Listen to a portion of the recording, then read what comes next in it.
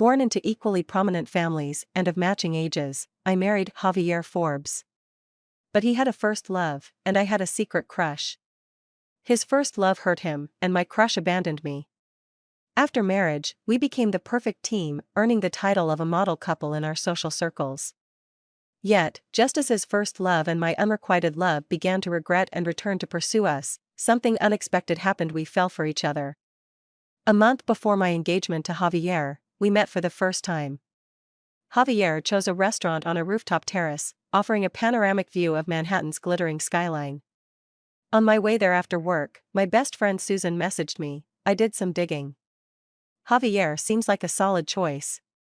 When I arrived, Javier was on a work call, his black shirt sleeves rolled up to his elbows, speaking fluent German. Noticing me, he gave an apologetic smile, and I shook my head, signaling it was fine. As he continued his call for the next 10 minutes, my thoughts began to wander.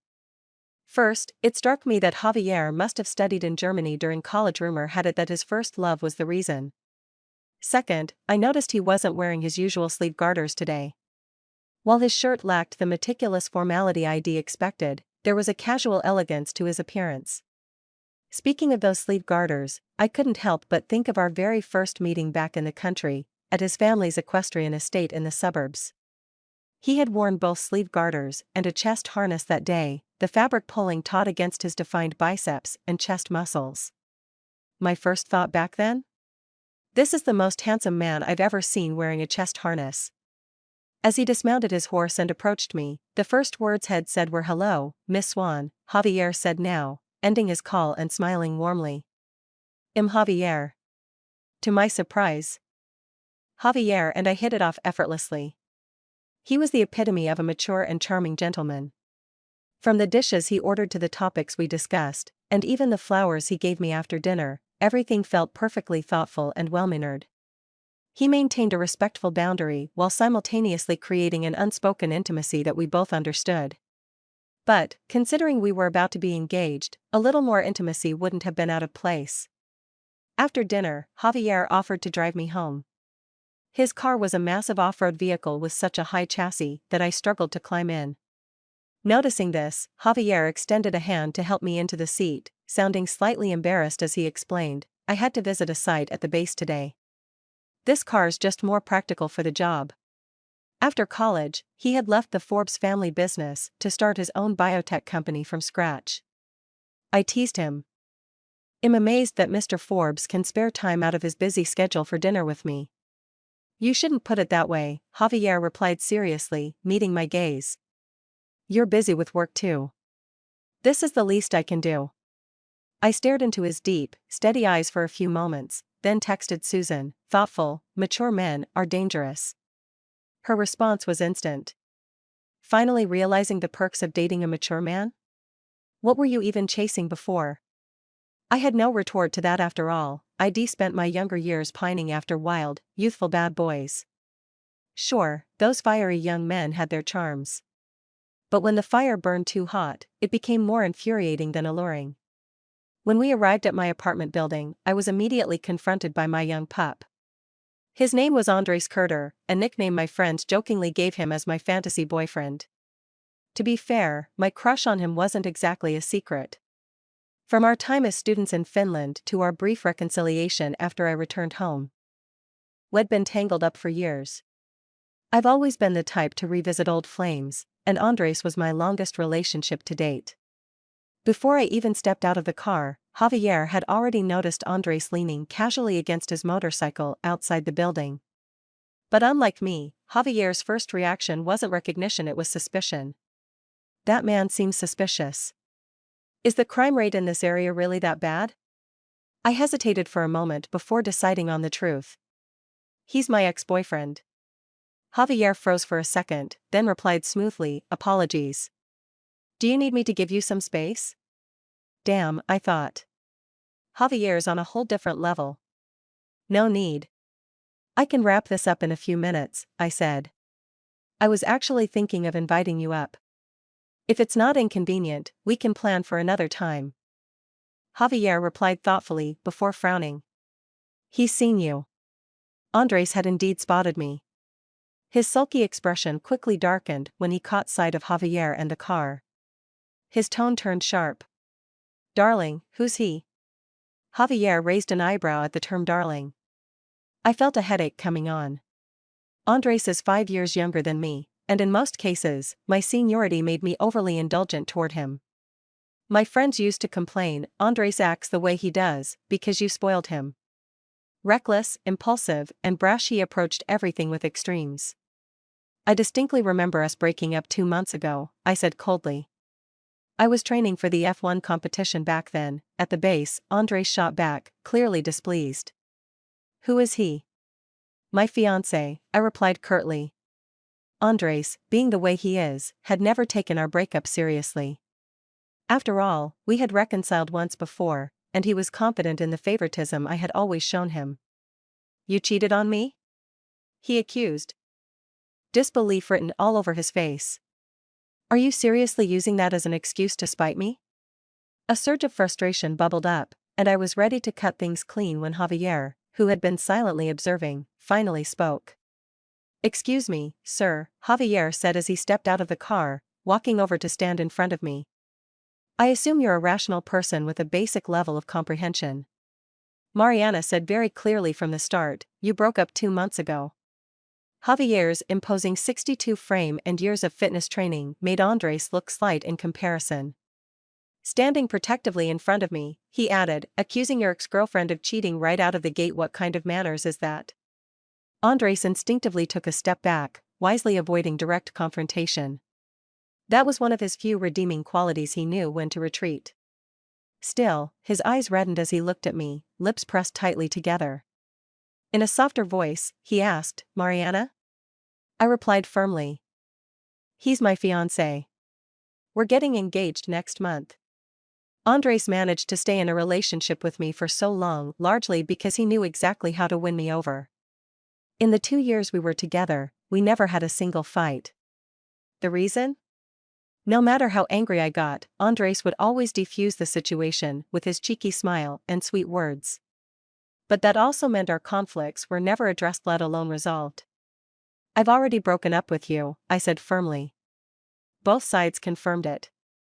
"If you don't believe me, you can check our chat history." Andres' eyes looked wounded. This was the first time I'd ever been so harsh with him, and I couldn't deny the pang of guilt I felt at the sight of him like this.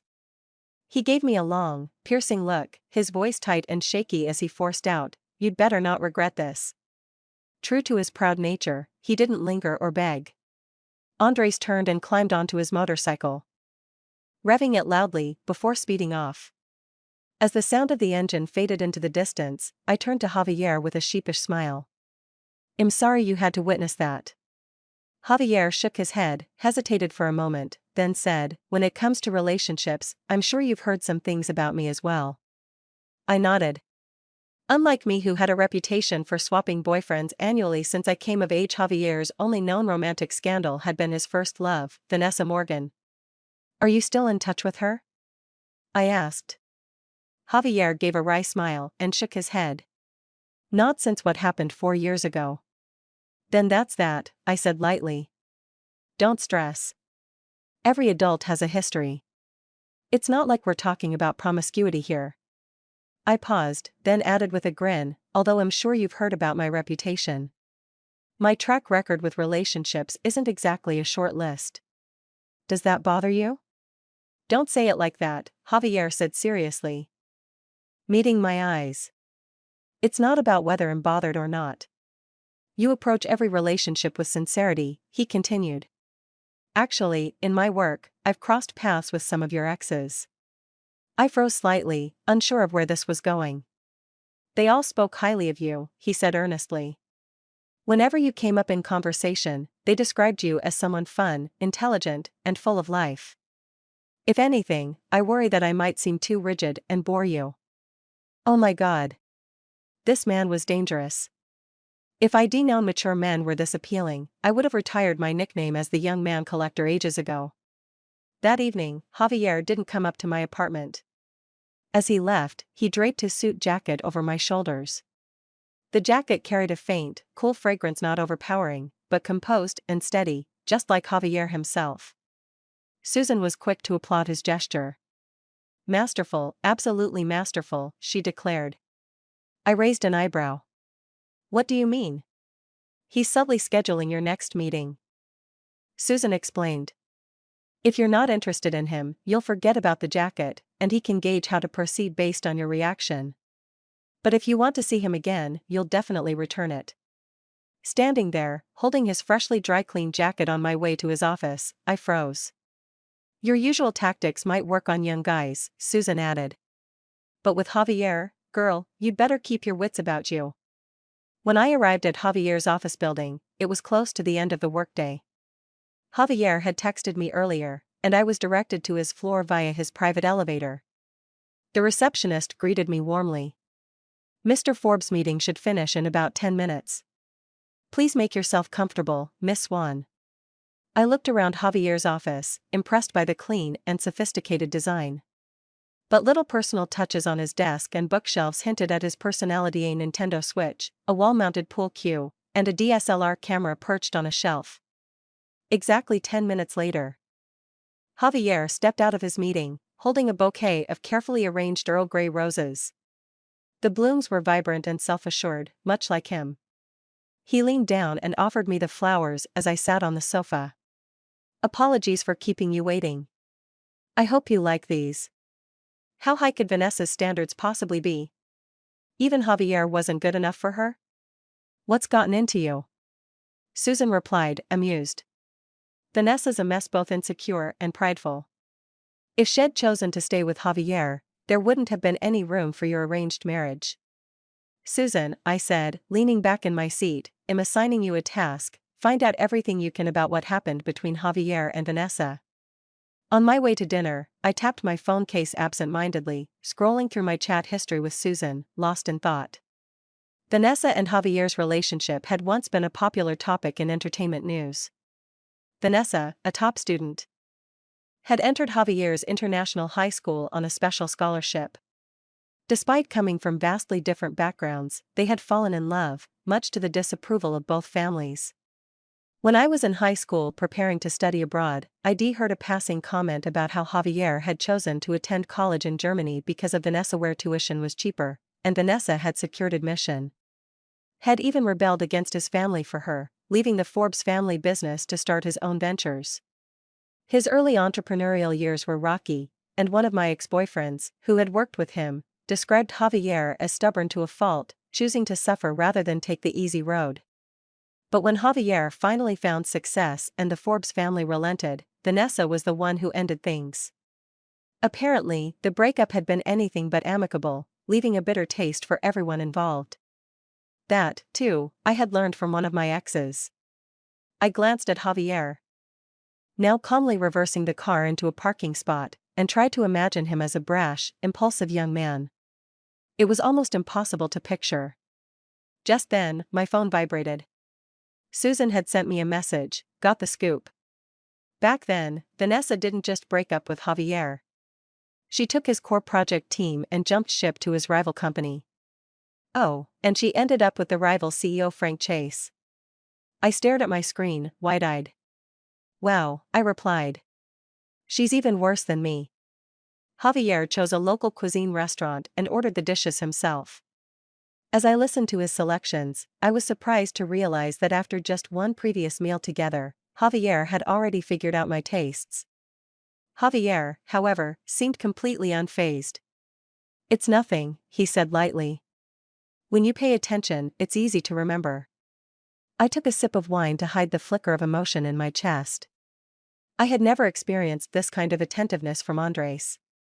As the older partner, I had always taken charge of things like ordering food, so it had become second nature to me. Dinner with Javier was, as always, pleasant and engaging. His conversational style and interests reassured me that there was no pretense between us. We genuinely clicked. From gaming to work, our topics flowed naturally. Once again, Javier surprised me with how much he knew about my current projects. I didn't think you were interested in fashion design, I admitted, feeling a bit guilty. I hadn't paid nearly as much attention to his work as he had to mine. Not to brag, Javier said, clinking his glass with mine and smiling, but I have a pretty decent sense of aesthetics. He wasn't wrong. From his impeccable taste in clothing to his choice of flowers and restaurants, Javier's refined sense of style was undeniable. The meal ended on a high note. Afterward, Javier handed me a small blue box and said with a warm smile, "I picked this up while I was traveling. I thought it would suit you. I hope you like it." Opening the box, I found a sapphire bracelet gleaming under the lights. I immediately put it on, but the clasp was so delicately crafted that I struggled to fasten it. Javier leaned in and carefully secured it for me. I smiled, looping my arm through his. "Thank you. I love it." Javier chuckled, revealing the dimple in his right cheek. Even as we stepped out of the elevator, I couldn't stop admiring the bracelet on my wrist. Javier, noticing, said with a rare hint of regret, "If I'd known you'd like it this much, I would have gotten the matching necklace too." Before I could respond, a voice called out from ahead, full of surprise. "Javier?" Javier froze for a moment, his expression shifting as he composed himself. "Miss Morgan," he said, his tone cool.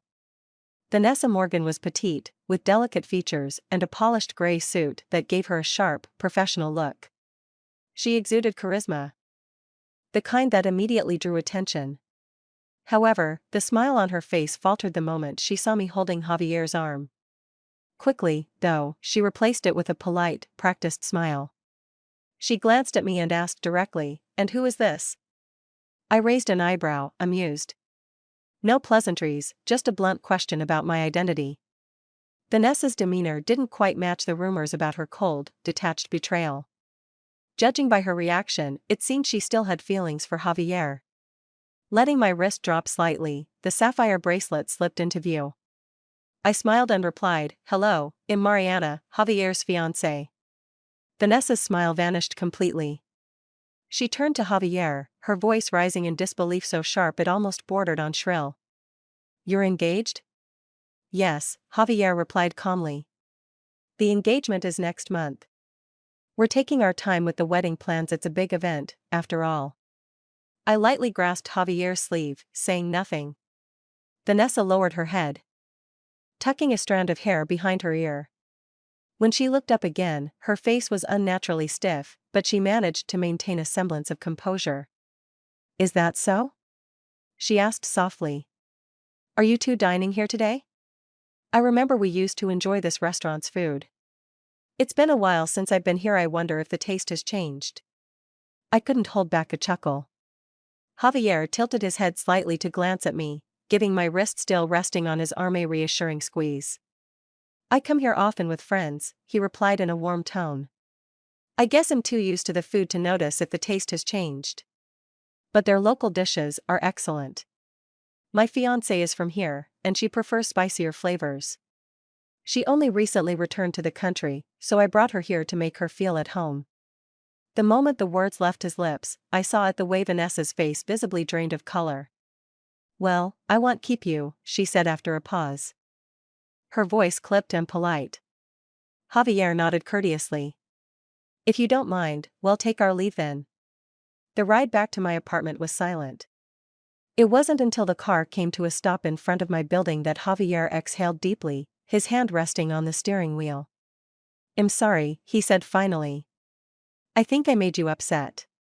Startled, I looked up at him. "I'm not upset." I paused, deliberating whether to be honest. "Okay, maybe I am a little upset," I admitted. "But it's not because of Vanessa. It's because you've seemed down the entire way back." "My mood has nothing to do with Vanessa," Javier said, rubbing a hand over his face. "If I still had feelings for her, I wouldn't be engaged to you." It's just his voice dropped. "Seeing her always stirs up bad memories."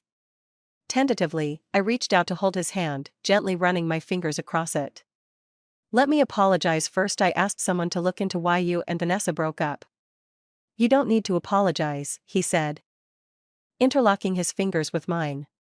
"What happened between us was practically public knowledge. Even if you hadn't looked into it, I would have told you eventually." I couldn't help but smile. "Then why did things end the way they did?" I asked. Her actions are hard for me to understand. "I don't know either," Javier said with a bitter smile. Maybe she hated me. He leaned back, his gaze distant as he reflected.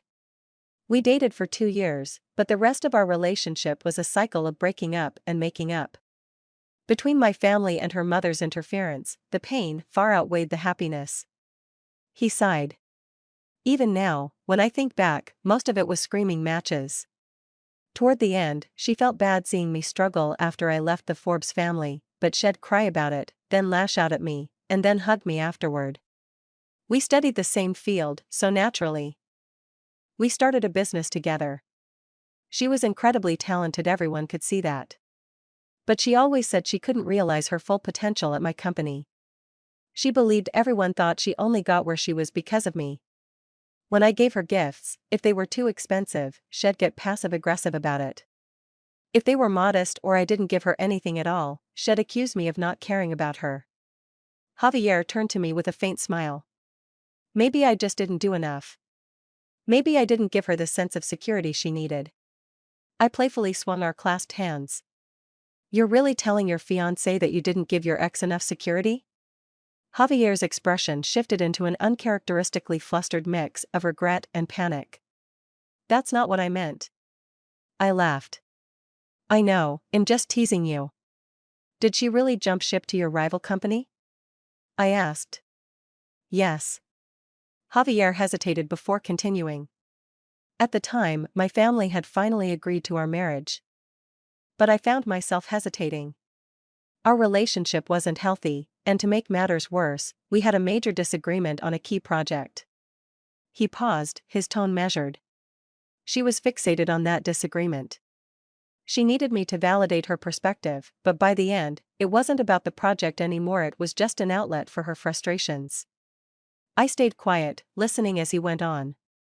We lost the bid for that project to the rival company, and I decided to restructure my executive team. I took a 2-week break to reset.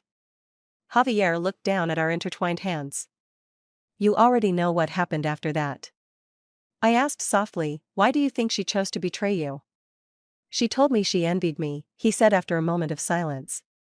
She resented how smooth my path had been, resented that I was born into the Forbes family. She said I trampled on her dignity. Don't think about it that way, I said, letting go of his hand to unbuckle my seatbelt. Leaning over, I wrapped my arms around him. We've both been honest tonight. Let's leave this topic here and never revisit it. Javier's embrace had that familiar, cool scent that made me feel safe. Our size difference let me nestle completely into his chest. Before pulling back, I planted a light kiss on the tip of his nose. Hey, race a kiss to take away all your bad feelings, I said with a smile. Javier's ears turned a shade of pink as his thick lashes fluttered. Lowering his gaze, he murmured, just here? Damn. For the umpteenth time, I thought, Javier is terrifying. Lying on the couch, I texted Susan. Kissing a mature man is just different. It's gentle, deliberate, like being devoured one tiny bite at a time. Susan's response was icy, I didn't need to know that. Wasn't it you who overshared about your ex being too fast last time? I shot back. As we laughed and bantered, my phone buzzed. Javier texted to say had arrived home safely. Followed by another message asking if I was free next week to discuss engagement venues and wedding plans. I immediately checked my schedule. I booked a boxing class next weekend but told my assistant to reschedule it. I texted Javier back, I'm free. His reply came with a soft, cartoonish cat sticker, a cheerful okay. Bouncing above its head. I paused, stared at the screen for a moment, then buried my face in the couch cushions, suppressing a grin. The phone buzzed again. Javier, when I said I brought you to that restaurant to make you happy, I meant it wasn't because of Vanessa. Lying on the couch, I couldn't hold back my laughter. Moments like these were rare for me, light, unrestrained, and carefree. But why should I care? Javier cared. And there's something so undeniably sweet about a genuine, mutual effort in a relationship. I had imagined Javier and me picking out wedding dresses, choosing honeymoon destinations, and designing our wedding rings together. But I had never thought Javier would have opinions, even insights on something as trivial as my manicure. I stared at him, dumbfounded. How are you this meticulous? Beautiful things are universal, aren't they? Javier said softly, taking my hand in his. His hand was noticeably larger than mine, effortlessly enveloping it. And the things you love, he continued, I'd like to learn more about them too. I covered my face with my free hand and mumbled, You're too much, Javier. It's terrifying. Javier tilted his head, confused, but smiled warmly nonetheless. I don't get my nails done often, I added, swinging our clasped hands slightly. I box regularly, and having long nails would be really inconvenient. I wasn't exaggerating at that moment. I saw an unmistakable flicker of excitement and joy in his deep eyes. I suspected you had a fitness routine, Javier said, his gaze never leaving mine. You have a beautifully healthy physique. He lifted my hand and pressed a kiss to the back of it before looking up at me. Let's add boxing to our future date options, then. I've been boxing for years. We didn't wait for the future. After finalizing the wedding attire, we headed straight to a boxing gym. Well, calling it a boxing gym would be underselling it. It was a massive fitness club with stringent membership requirements. ID applied when I first returned to the country, only to be rejected.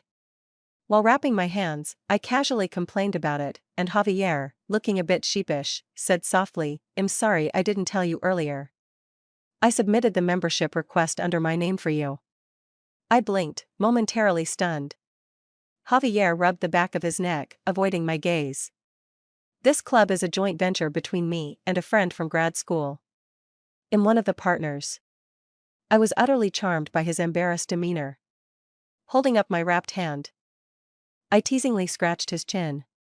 Well, thank you, Mr. Forbes. Boxing with Javier was exhilarating.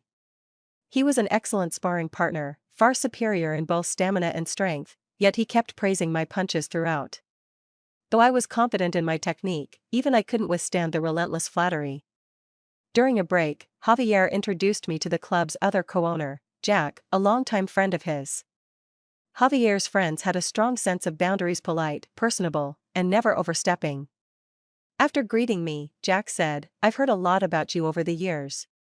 Meeting you now, I see it's all true. I thought to myself, how does he manage to compliment people so sincerely without it sounding insincere or overwhelming? Midway through their discussion about the club's operations, I excused myself to shower, leaving them to talk. When I returned, I spotted an unwelcome guest. Vanessa, dressed in workout attire, was handing a bottle of water to Javier. I hesitated, holding the water ID prepared for Javier in my own hand. After a moment of deliberation, I stepped closer quietly. Did you come here alone? Vanessa asked, lowering the bottle as a self-deprecating smile flickered across her lips. You won't even take a bottle of water from me now? I'm here with Mariana, Javier replied without looking up, focused on unwrapping his hand wraps. His tone was cool, almost dismissive, the disinterest evident in his demeanor. Is that so? Are you teaching her how to box too? Vanessa asked, her tone light but with a trace of probing. She doesn't need me to teach her, Javier replied evenly. Mariana's been practicing for years, and she's quite skilled. I couldn't help the faint curve of a smile on my lips. I remember when we used to come here on weekends, and you'd teach me boxing, Vanessa said, her voice tinged with nostalgia. I was so clumsy, it took me forever to learn. That's because you didn't have a habit of working out. Javier replied gently. Without that foundation, it's hard to pick up boxing. He paused, then added casually, but Frank can teach you now. He's good at boxing. Vanessa's face turned stark white. Javier, do you hate me? Vanessa asked suddenly, her voice tight. Not really, Javier replied, turning his head toward me. The moment he saw me, his expression softened into a smile. Facing Vanessa again, he said, Miss Morgan, my fiancé is here. We'll be leaving now. He grabbed his gloves and walked toward me. As he passed her, Vanessa looked at me over his shoulder and suddenly called out loudly, Javier, what did all those years we spent together mean to you? Javier took the bottle of water I handed him and, without missing a beat, replied, a waste of time. I couldn't help it, I burst out laughing and stuck my tongue out playfully. Javier slung his arm around my shoulders, steering us toward the exit. Jack suggested dinner later. How do you feel about Mexican food? Absolutely, I said. Then, with a sheepish look, I added, sorry for eavesdropping on your conversation. That wasn't eavesdropping, you were listening quite openly, Javier said with a smile, the faint dip of his dimple showing. Jack was worried you'd misunderstand if you came back and saw Vanessa. Looks like that's resolved now. For some reason, in that moment, he reminded me of a proud, self-assured cat. Dinner was a delightful affair. By the end of the evening, Jack added me to his contacts and even pulled me into their close friends group chat. Scanning through the names, I paused in surprise. Tomas Gray is your friend too? Tomas' younger brother had been my first love. Back then, we were wild and reckless, and our breakup had been a dramatic, messy affair. Guilt flickered in me. Javier hummed in confirmation, then caught my expression. His brother went to high school abroad. I don't really know him well. Seeing his reaction, I asked carefully, does that make you uncomfortable? To be honest, a little.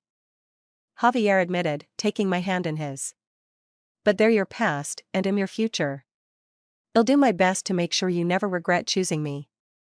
The engagement party was set at a seaside resort hotel, and the day before, both of our families gathered for dinner. Our families had always maintained good relations, with frequent business collaborations over the years. After dinner, Javier's mother surprised me by taking off a necklace she'd worn for years and placing it around my neck. It was an heirloom, precious, not only in monetary value but also in sentiment. She gently touched my face, smiling warmly. Take good care of each other, she said. After seeing our families off, Javier and I stayed at the resort. Later that evening, fresh out of the shower and in our pajamas, we sat together playing video games. Halfway through, I ended up resting my head on Javier's lap. His thigh muscles tensed at first but soon relaxed. I tilted my head to look at his stomach and couldn't help but laugh. Javier let out a resigned sigh. Snowy, you're getting bolder by the day. Snowy was my childhood nickname, a teasing nod to my round, chubby figure back then. My family had called me that during dinner earlier, much to my embarrassment. Flustered, I retaliated by pinching his side. Javier leaned back, falling onto the carpet, and I followed, sprawling across his chest. Don't like it? I teased. Wouldn't saying no be a lie? Javier said, wrapping his arms around me. It just feels like we're moving really fast. I poked his chest, grinning. Why did you agree to marry me in the first place? Javier clasped my hand, gazing into my eyes. This might make you uncomfortable, but I want to be honest. At first, it really was just because it felt right. My last relationship was exhausting. He admitted. It felt like the whole world was against us. My immaturity at the time hurt my parents, and I didn't want to go through that again. Holding my fingertips gently, he added, when our families first suggested the idea of an arranged marriage, I actually saw you at my equestrian estate. You'd just returned to the country and picked the most untamed horse in the stable. I watched you tame it from the second-floor balcony.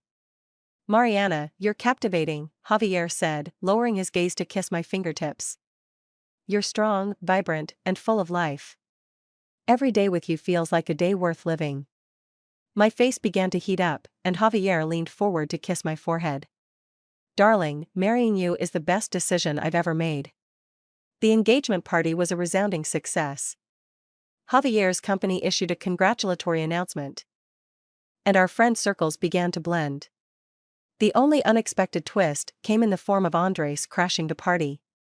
The young fool barged into my dressing room and, without any preamble, asked if I wanted to elope with him. The room fell into stunned silence. I know you're only marrying him because of the arranged marriage, Andres said, his voice heavy with anguish. I'm sorry for being so selfish before, for not understanding your struggles. Mariana, let's run away together. Grasping my hand, he pleaded, let's leave everything behind and start fresh, a simple, happy life, just the two of us. Susan, who had been standing by with her arms crossed, laughed. Sweetheart, she said dryly, your first task is to finish college. Your second is to figure out what you're passionate about in life. The others in the dressing room couldn't hold back their laughter. I sighed, shaking my head. Andres, I was genuinely happy during the time we spent together these past 2 years. Truly. But it's over now. The arranged marriage is part of it, yes, I said, my tone gentle but unyielding. But the other part is that I like Javier. Do you understand? My gaze softened even as my words cut deep. It's time for you to grow up. After Andres left, Susan was doubled over with laughter, practically gasping for air. Serves him right. I told you back then not to date someone barely out of his teens. I buried my face in my hands. Don't remind me. I must been out of my mind. Javier likely heard about the incident, but one of the best things about him is his ability to discern what should and shouldn't be addressed. Or perhaps it's just that Andres isn't even worth Javier's attention. Later, as he slid the engagement ring onto my finger, Javier gently lifted my hand to his lips, pressing a soft kiss to it. He smiled at me, his gaze steady and warm. I'll make sure you're happy forever. After the engagement, I moved into Javier's downtown apartment. Javier was someone who valued quality of life and had a strong sense of personal boundaries. That much was clear from the moment I stepped into his meticulously designed 50th floor apartment. The second thing that struck me was how accustomed he was to living alone. But I quickly disrupted that. Javier wheeled my luggage into the walk-in closet. The housekeeper comes 3 times a week, Monday, Wednesday, and Friday during our work hours, so we won't be disturbed. I've already asked her to clear out half of the closet for you. See how you'd like to organize your things. Seated on the armrest of the sofa, Javier reached for my hand. After breaking up with Vanessa, I've lived here alone for 4 years. Aside from the housekeeper and me, no one's ever been here, he said, his eyes locking onto mine. So please, don't feel out of place. I stepped closer, wrapped my arms around his neck, and kissed him. Living together turned out to be much easier than I'd imagined. Javier had thoughtfully prepared duplicates of all the makeup and personal care products I used. We also didn't have any conflicting habits. We both liked planning and keeping things tidy. The only issue was our vastly different sleeping styles. My sleeping posture was chaotic, to say the least. On the first morning, I woke up with one leg draped across Javier's waist. His dark circles told the whole story. He hadn't slept well at all. But the problem was easily resolved. Javier took to holding my waist while we slept, which helped contain most of my wild movements. That's also when I discovered one of Javier's unexpectedly adorable habits. He was a bit of a late riser. Especially after working late the night before, he'd struggled to get up the next morning. When I pinched his nose to wake him, he'd furrow his brows and burrow deeper into the covers, mumbling, 2 more minutes. I couldn't stop laughing at how cute he looked. Before I could think, the words slipped out of my mouth, baby, you're just a little sleepy piggy. The moment the words left my lips, I froze. Javier, with his 6'2" frame, broad shoulders, and mature demeanor, wasn't one of the young pups I'd dated before. Sweet talk like that probably wasn't appropriate. But then I noticed his ears gradually turning a deep shade of red. In a gruff voice, he asked, "Is this how you used to talk to your ex-boyfriends?" Without missing a beat, I grinned and replied, "From now on, I'll only say it to you." 2 months after our engagement, Andres, who had gone quiet after his dramatic outburst at the engagement party, suddenly resurfaced. His antics ranged from tearfully apologizing to mutual friends about his past immaturity, to sending me daily bouquets of flowers, and even declaring his intent to win me back. I was on the verge of a breakdown. For the first time, I regretted my history of fleeting romances. I had never imagined that someone from my past could cling so stubbornly. Susan found endless amusement in my plight. I told you when you started dating him he'd become a nuisance eventually. I rubbed my temples as Andres' persistent redemption arc only seemed to grow more intense. Just as I was preparing to take harsher measures and end things for good, Andres suddenly quieted down. Curious, I decided to ask Javier about it. I didn't do anything, Javier replied, taking a sip of his coffee. His internship boss is a friend of mine. I simply gave him a small taste of how harsh the real world can be. He paused, his tone softening. What's wrong? Do you feel bad for him? I didn't answer immediately. Instead, I took his cup, sipped his coffee, and feigned surprise. "Baby, are you jealous?" Javier turned his face away, refusing to respond. Unable to hold back my laughter, I straddled his lap and wrapped my arms around him, planting a kiss on his cheek. "Thank you, Javier. No, I don't feel bad for him. The only one I care about is you." The faint dimple on his cheek reappeared. I kissed it and teased, "Baby, you're the cutest." The cutest. Javier held me close and kissed me for a solid 20 minutes until I was almost out of breath. What I didn't expect was that while my crush situation had been resolved, Javier's first love, Vanessa, would start stirring up trouble again. Vanessa sought me out directly. We agreed to meet at a cafe after my workday. When I arrived and took my seat, the first words out of her mouth were, "Miss Swan, you're enjoying Javier's maturity and gentleness now. But have you ever considered that all of his tenderness toward you was something I taught him?" I hadn't even had a chance to sip my coffee before I burst out laughing. Vanessa's expression soured. "What's so funny?" "Morgan," I said, setting my cup down. "Before meeting you, people described you as both insecure and arrogant. I used to wonder how such contradictory traits could coexist in one person. But now that I've met you, I understand." Her face darkened, and she sneered, "How could I ever compare to someone like you, with your privileged background? If I had your status, there wouldn't even be a place for you." "Really?" I asked, tilting my head. "And Javier, did he not stand by your side? He fought against his family, who had always been harmonious, for you. He made countless efforts for your sake. And what did you give him in return?" I leaned forward slightly, my tone still calm. "You stole his hard work, betrayed his loyalty and love, and left him with nothing but cold-hearted treachery. Vanessa," I continued, my voice even, "you're not without talent. In fact, you're exceptional. You earned scholarships for both your undergraduate and graduate degrees in Germany. Stripping away external factors, I genuinely admire you. I never judge other people's relationships," I added, "because love is complicated, and only the people involved can truly understand it." I set down my coffee.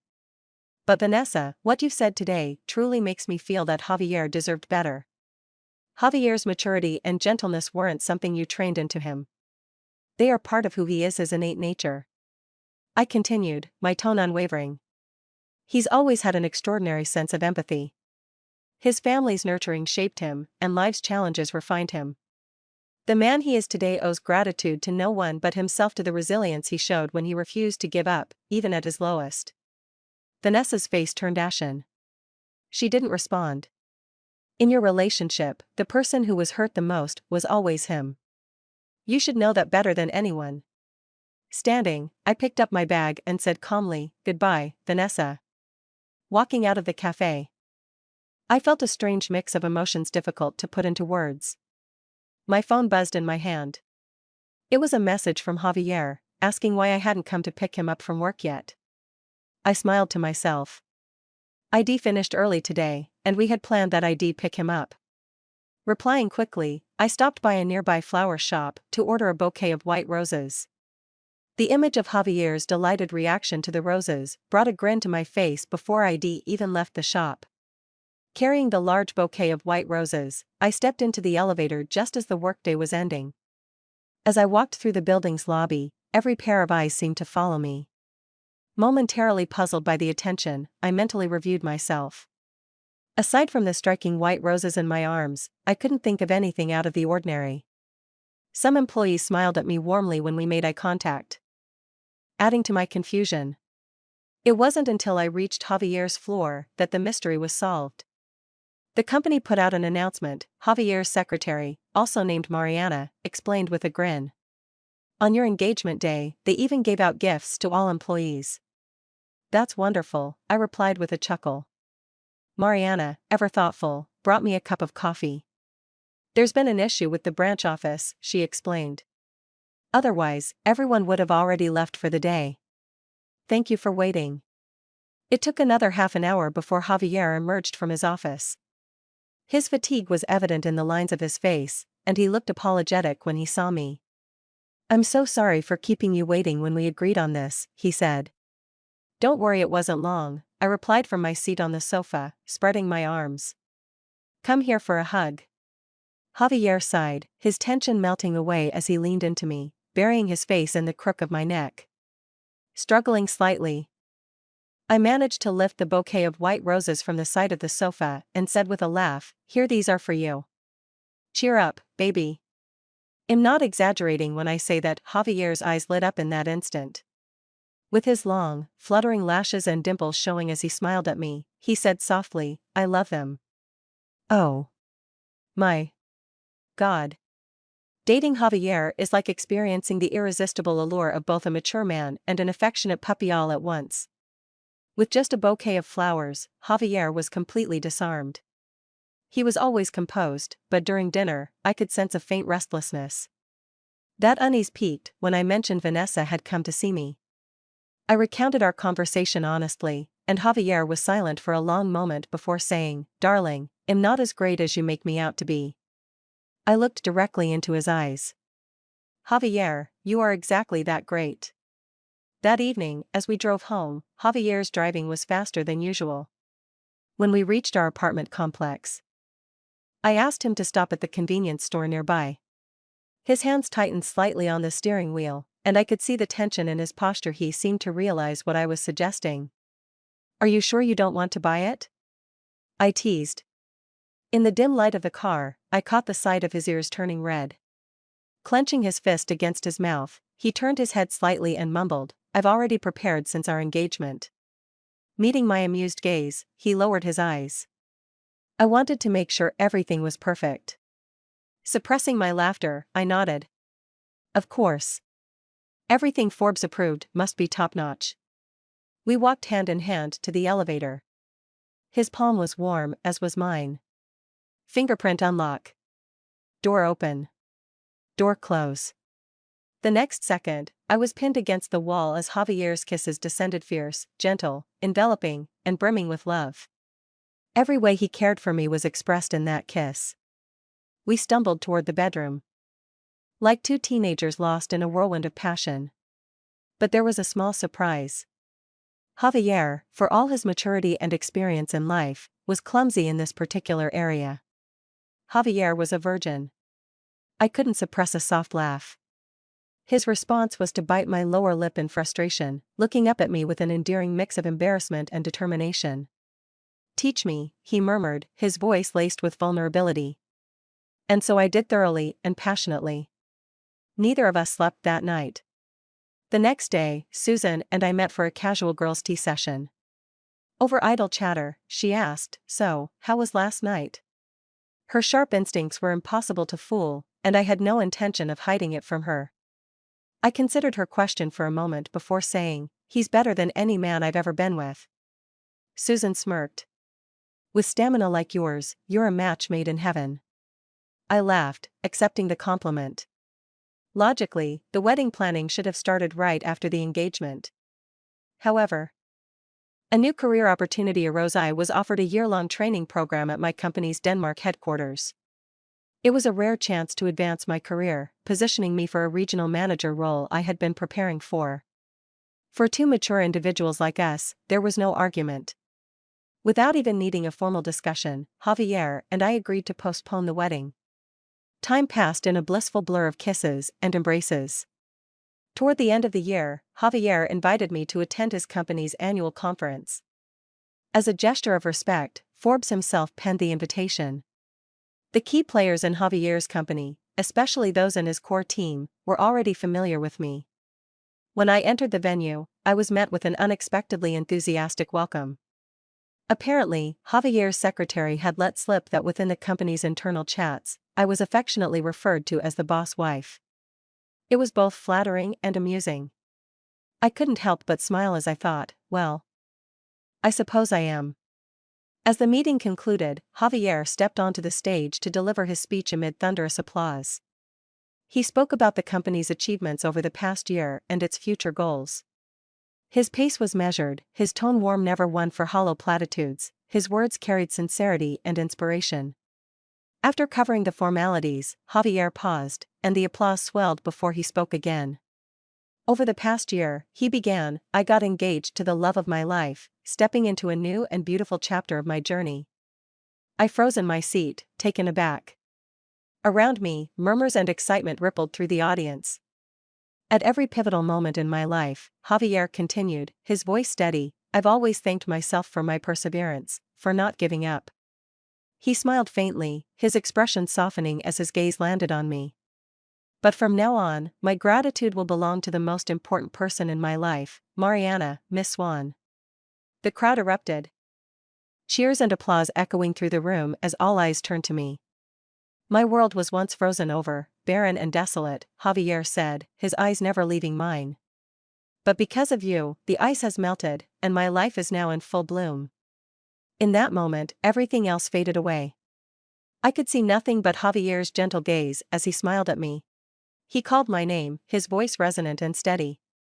After a brief pause, he spoke again, his tone deep and rich, Ich liebe dich. The end.